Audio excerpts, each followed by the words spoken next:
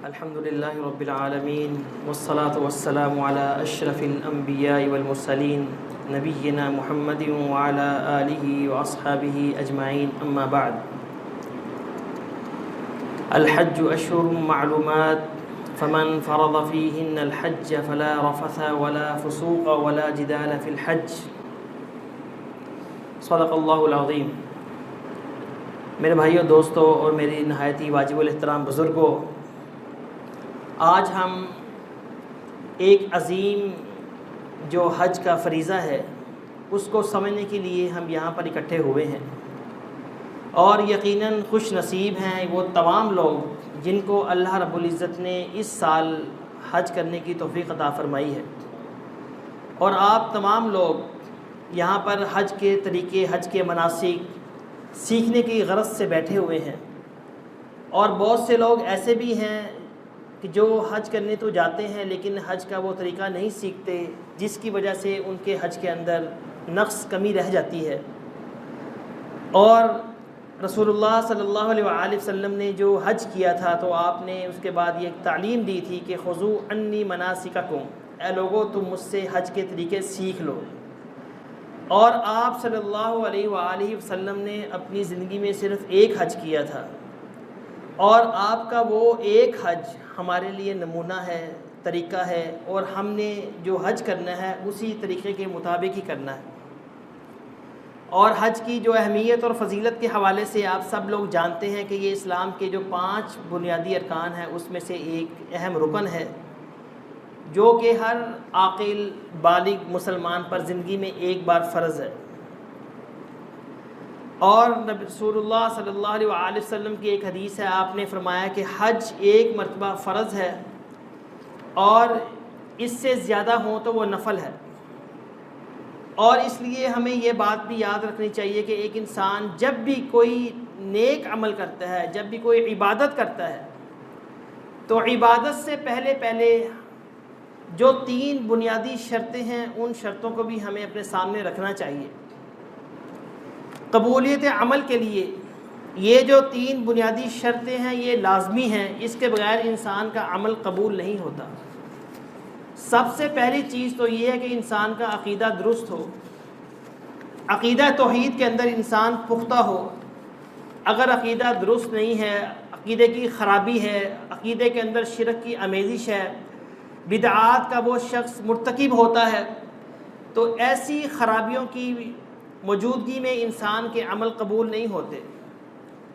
اور یہ عقیدے کی درستگی اور عقیدے کا صحیح ہونا یہ اتنا ضروری ہے اور یہ اتنا اہم مسئلہ ہے کہ آپ اس کو اس انداز سے سمجھ لیں کہ نبی اکرم صلی اللہ علیہ وآلہ وسلم نے اپنی 13 سالہ مکی زندگی کے اندر، مکی دور کے اندر، جہاں پر ہر قسم کی خرابی تھی، برائی تھی، قتل و غارت عام تھی، عزتوں پر حملے بھی ہو رہے تھے، ان تمام خرابیوں کے باوجود نبی اکرم صلی اللہ علیہ وآلہ وسلم نے کبھی ادھر ادھر دیکھا نہیں. آپ نے صرف ایک ہی دعوت لوگوں کو دی تھی، وہ عقیدہ توحید کی دعوت دی تھی. آپ نے کہا کہ لوگوں قولوا لا الہ الا اللہ تفلحوا، لوگوں عقیدہ توحید کو پہچان لو، عقیدے کی اپنی اصلاح کر لو. یہ بنیادی چیز ہے. سب سے پہلے آپ صلی اللہ علیہ وآلہ وسلم نے لوگوں کے عقیدے درست کروائے.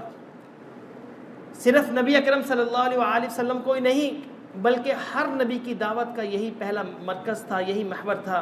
وَلَقَدْ بَعَثْنَا فِي كُلِّ أُمَّةٍ رَسُولًا أَنِ اعْبُدُوا اللَّهَ وَاجْتَنِبُوا الطَّاغُوتَ. اللہ رب العزت فرماتا ہے کہ ہم نے جتنے بھی انبیاء کو مبعوث کیا سب کی جو بنیادی دعوت تھی وہ یہی تھی، أَنِ اعْبُدُوا اللَّهَ وَاجْتَنِبُوا الطَّاغُوتَ، کہ تم اکیلے اس اللہ کی عبادت کرو. اگر آپ کا عقیدہ درست نہیں ہے، عقیدے کے اندر ذرا بھی خرابی آ گئی ہے، تو اس کی موجودگی میں انسان کے چاہے جتنے سے بڑا عمل ہی کیوں نہ ہو، وہ عمل اللہ کی بارگاہ میں مقبول نہیں ہوتا. مکہ کا جو سب سے بڑا سخی عبداللہ بن جدعان، اس کا نام آپ نے سنا ہوگا.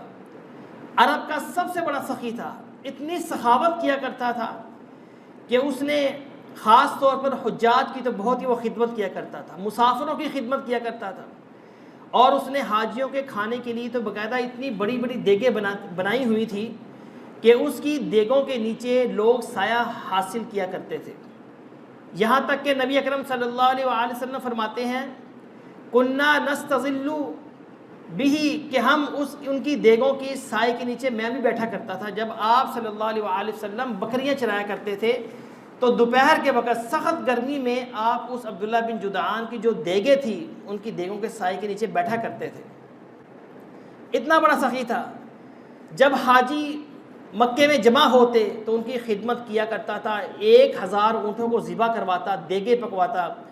جتنے دن حاجی مکے میں رہتے تھے ان کو دسترخوان اس کا عام ہوتا تھا، صبح اور شام دوپہر کے وقت اس کا کھانا ہے دسترخوان لگا رہتا تھا۔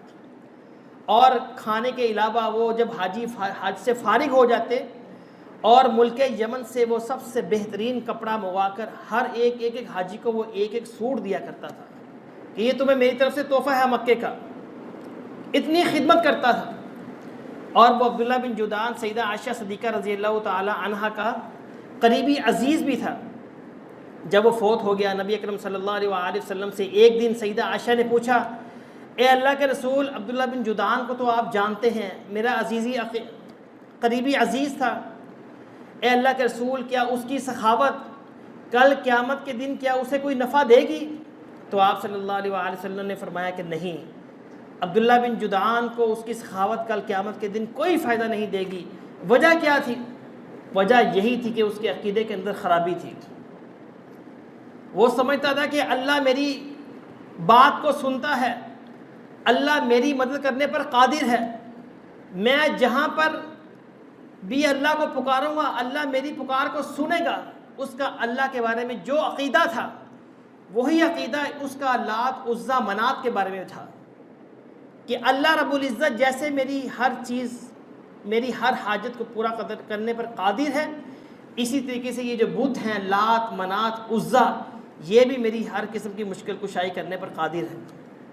یہ اس کا عقیدہ تھا۔ آپ نے فرمایا کہ اس عقیدے کی بنا پر اس کا سارا کا سارا عمل ضائع برباد ہو گیا۔ اس لیے میرے بھائیوں ہمارا بھی عقیدہ سب سے پہلے درست ہونا چاہیے۔ یہ حج کا بنیادی مقصد ہی یہ ہے کہ انسان اپنی اصلاح کرے، اپنا عقیدہ درست کرے۔ اور جو ہم حج کرنے جا رہے ہیں ہمارا حج مبرور کیسے بن سکتا ہے؟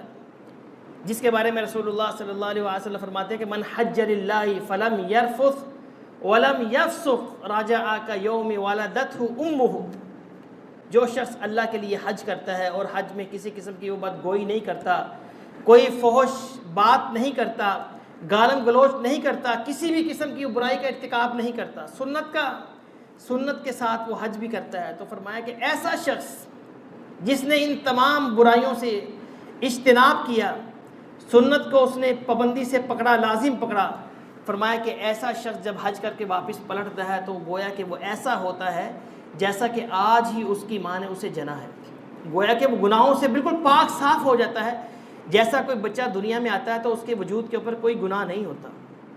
اگر آپ چاہتے ہیں کہ آپ بھی ایسے بنیں، آپ کا حج بھی حج مبرور ہو، تو پھر آپ کو بھی ان تمام چیزوں کی پابندی کرنی چاہیے۔ جتنے بھی منکرات ہیں، جتنی بھی برائیاں ہیں، ان سے اپنے آپ کو بچانا چاہیے۔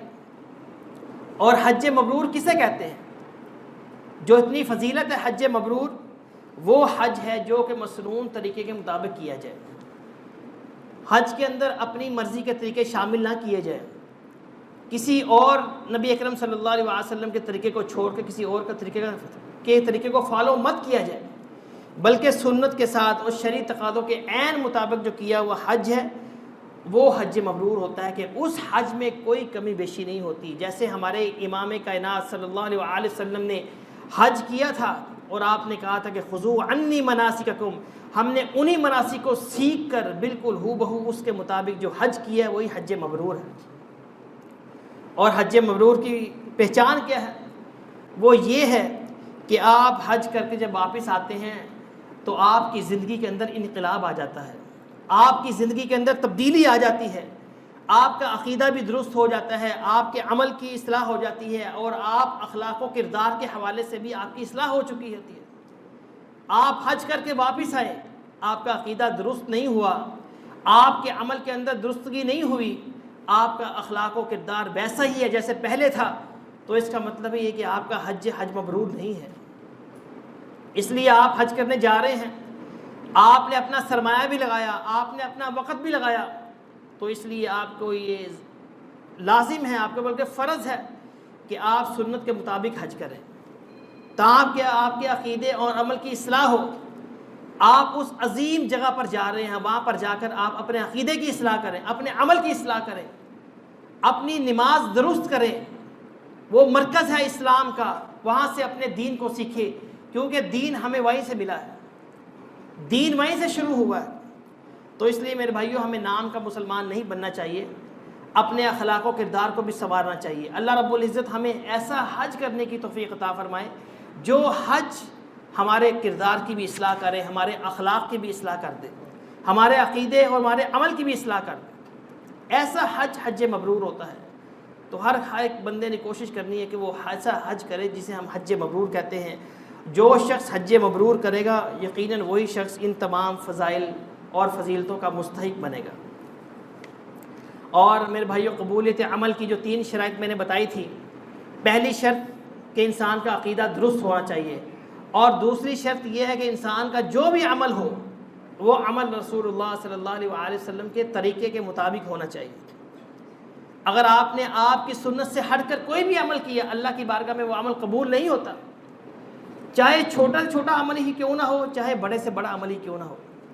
سیدنا ابوبکر صدیق رضی اللہ تعالی عنہ نے حج کے موقع پر مینا کے میدان کے اندر ایک شخص کو دیکھا جو کہ تلبیہ پکار رہا تھا، لبیک اللہم لبیک کی بجائے کہہ رہا تھا لبیک ظلم یا ذل معارب لبیک، لبیک یا ذل معارب لبیک۔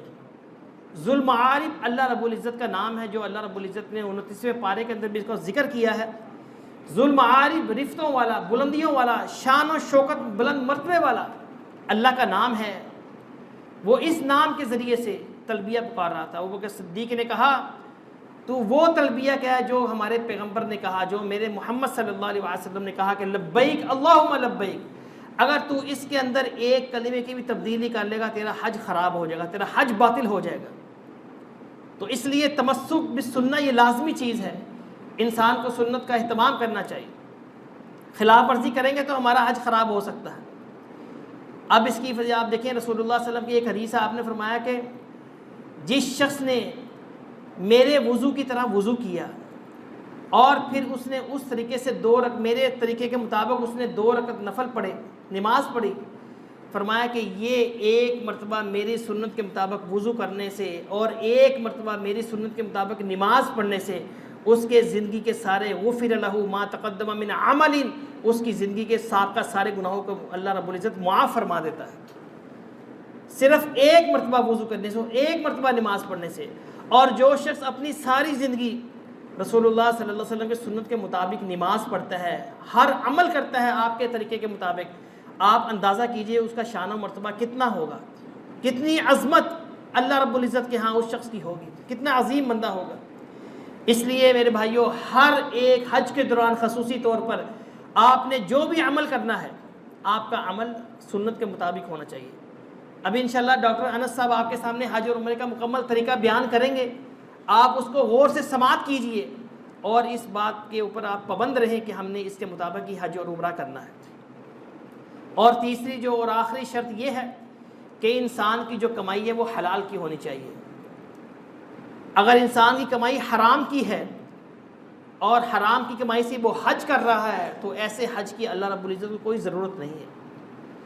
یہ پاکیزہ کمائی، پاکیزہ رزق اتنا ضروری ہے کہ اللہ رب العزت نے اپنے ہر ایک نبی کو اس بات کا حکم دیا ہے کہ یا ایھا الرسل کلوا من الطیبات واعملوا صالحا، اے رسولوں کی جماعت تم جو بھی کھاؤ پاکیزہ کھاؤ، اس کے بعد تم نیک عمل کرو، واعملوا صالحا۔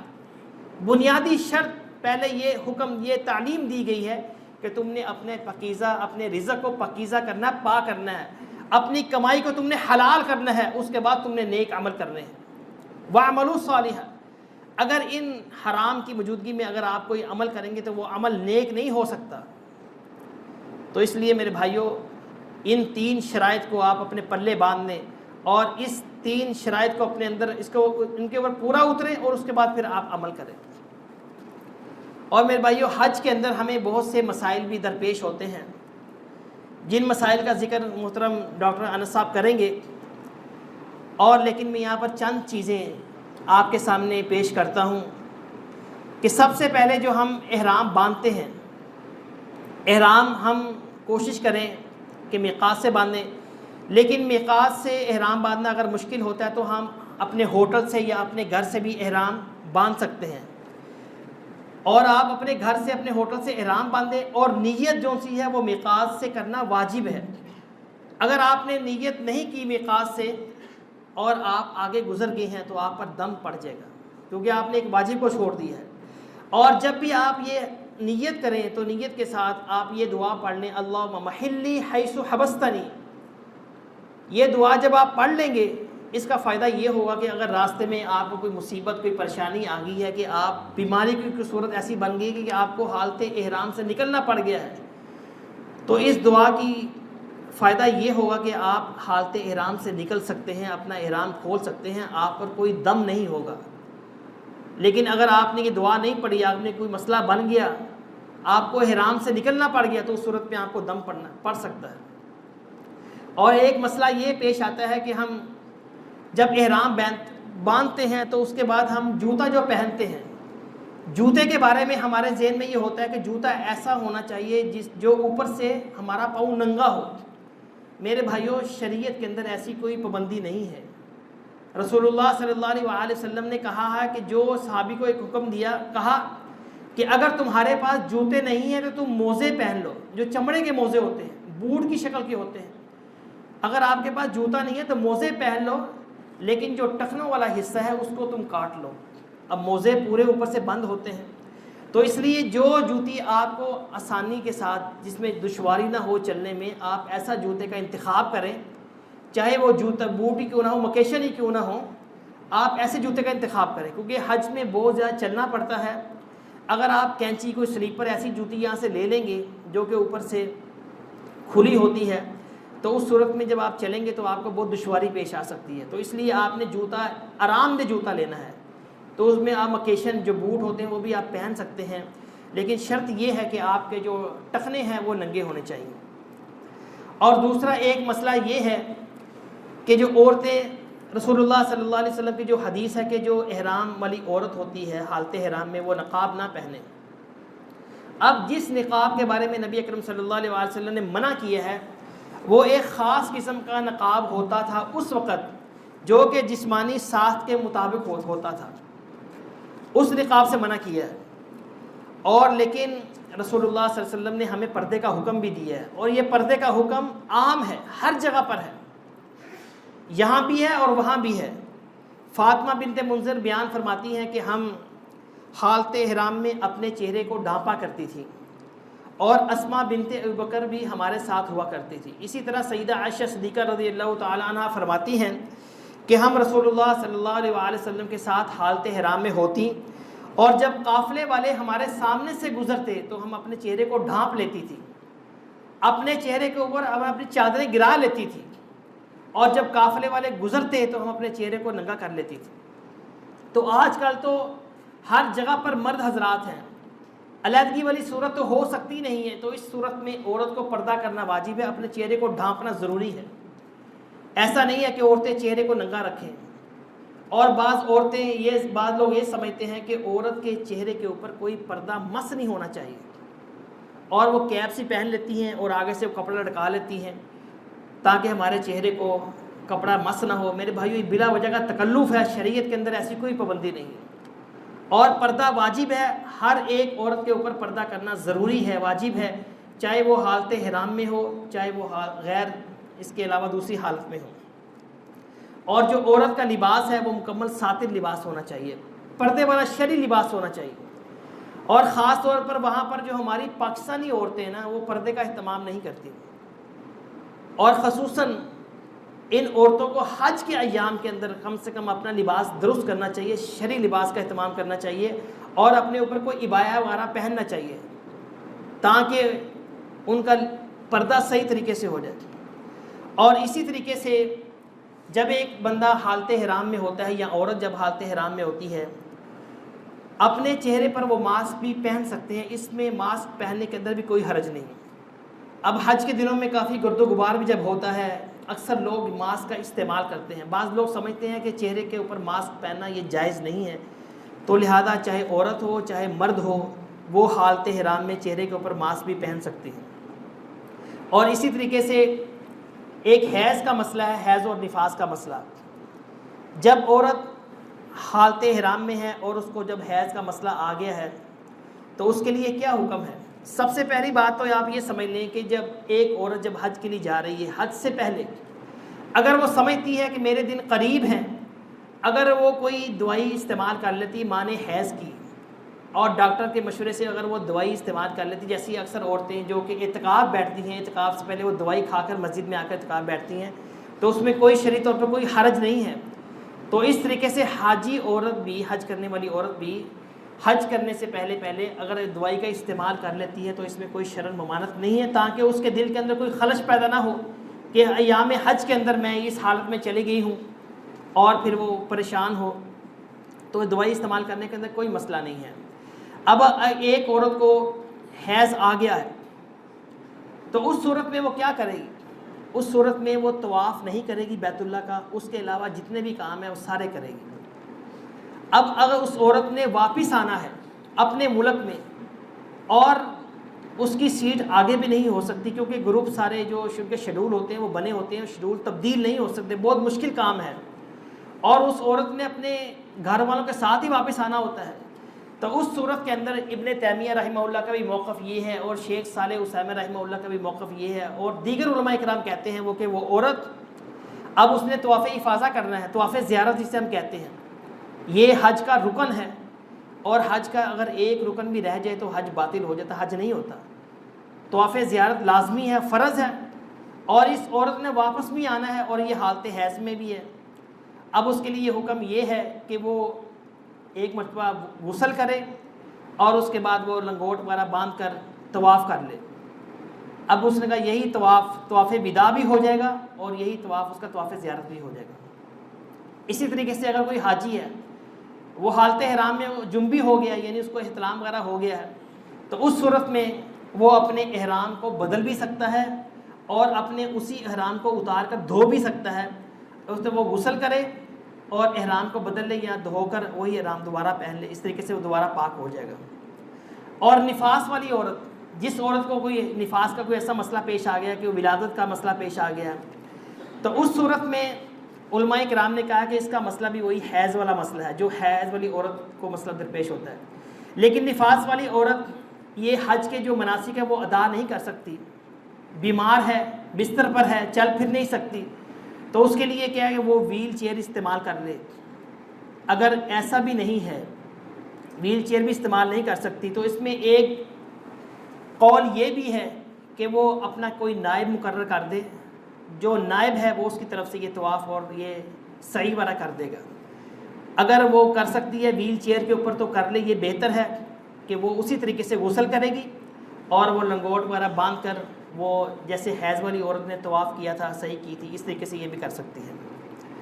اور جن لوگوں کو پیشاب کے قطرے آتے ہیں، بیماری ہے، قطرے آتے رہتے ہیں، تو ان لوگوں کے لیے حکم یہ ہے کہ وہ انڈر ویئر استعمال کر سکتے ہیں، اور ہر نماز سے پہلے ان کو وضو کرنا لازمی ہوگا استنجا کر کر.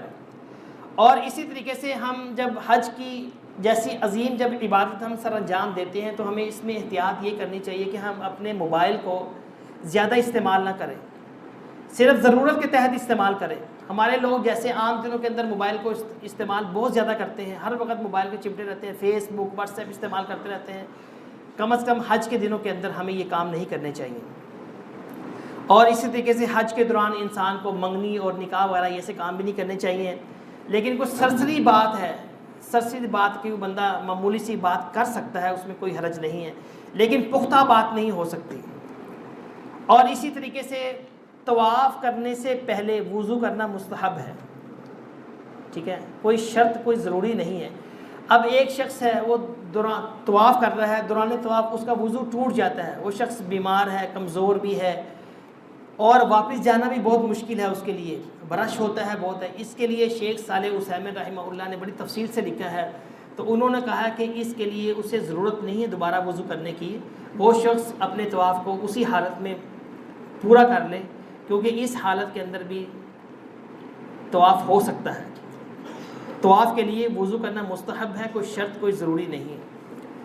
اور اسی طریقے سے ایک اور مسئلہ ہے، تو تمام احباب یہ سمجھتے ہیں کہ مدینے کے اندر جب ہم جاتے ہیں اور مدینے میں جو 40 نمازیں مسجد نبی کے اندر ہم پڑھتے ہیں یہ حج کا حصہ ہے۔ اکثر وہاں پر لوگ پریشان ہو جاتے ہیں، جن کی نمازیں مکمل نہیں ہوتی وہ بڑے پریشان ہوتے ہیں، یار ہماری نمازیں 40 مکمل نہیں ہوئی تو اب کیا بنے گا، ہمارا حج جو ہے ناقص ہوگا۔ میرے بھائیوں، مدینے کی جو زیارتیں ہیں، مدینے کا جو سفر ہے، یا مدینے میں رہ کر 40 نمازیں جو پوری کرنا ہے، یہ حج کا کوئی حصہ نہیں ہے۔ اور جو 40 نمازوں والی جو بات ہے یہ صحیح حدیث نہیں ہے۔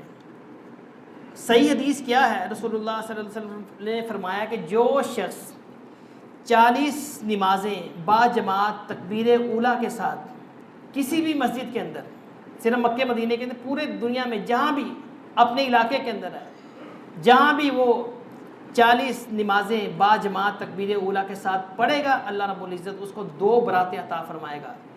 ایک برات کہ اس کو نفاق سے پاک کر دے گا، وہ شخص کبھی منافق نہیں بن سکتا، نفاق سے پاک کر دے گا۔ اور دوسری برات کیا ہے کہ اللہ رب العزت اسے جہنم کی آگ سے آزاد کر دے گا۔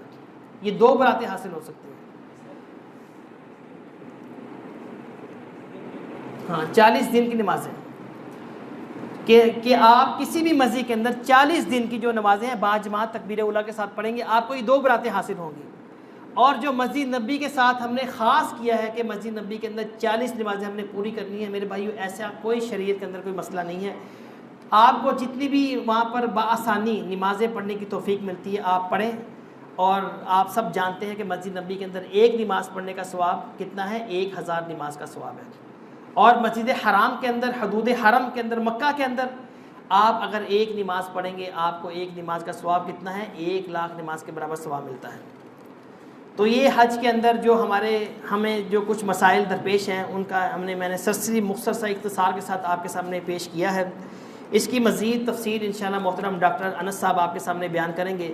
تو اللہ رب العزت ہمیں سنت کے مطابق اور ان قبولیت عمل کی جو شرائط ہیں ان کو مد نظر رکھتے ہوئے اور ان کا اہتمام کرتے ہوئے تمام اعمال کرنے کی توفیق عطا فرمائے۔ وأقول قولي هذا أستغفر الله لي ولكم وآخر دعوانا الحمد لله رب العالمين۔